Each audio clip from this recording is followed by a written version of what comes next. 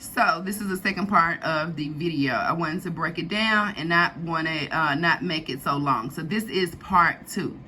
So we stopped off on the problem list. We have the mitral regurgitation. We have the congestive heart failure, where it is now specified with systolic dysfunction. We have the pacemaker permanent. We have the hypertension. We have cardiomyopathy, renal disease, chronic with dialysis. We have the AV block, which is complete because you have partial or complete. We have pulmonary hypertension, which means this is a more specified level of the hypertension.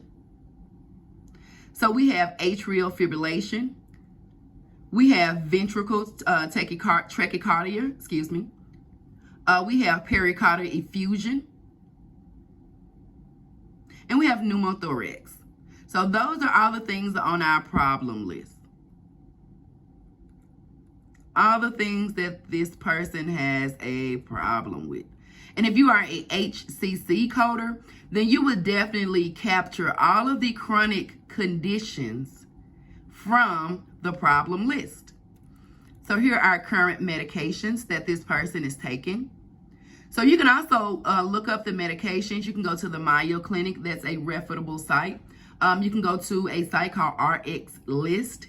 And this will also help you with coding your charts, because you can look at the medications and you can also see what these medications are for. And it gives you a better glimpse of what conditions or problems this patient is having actively. Also, take a note of most physicians will also note if these medications are currently being taken by the patient or if they are discontinued. So here's the physical examination part that goes along with your doctor's visit.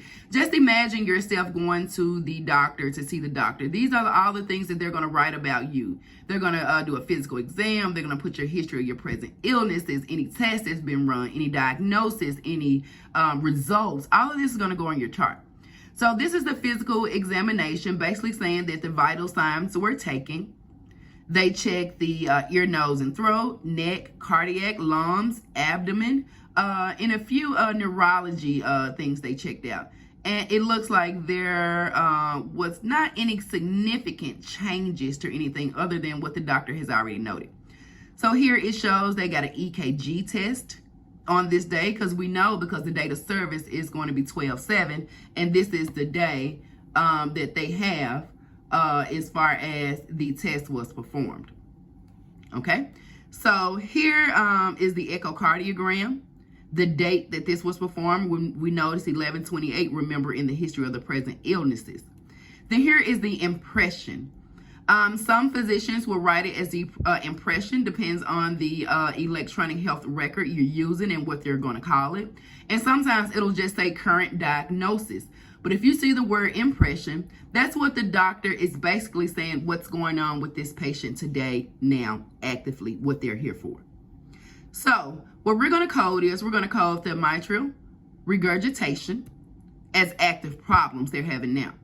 We're going to code the congestive heart failure, systolic dysfunction. And then we're going to code the pacemaker, because they have a permanent pacemaker, means it's not coming out. May be changed or replaced. It's not coming out. It's going to be a permanent issue for this patient. Then we have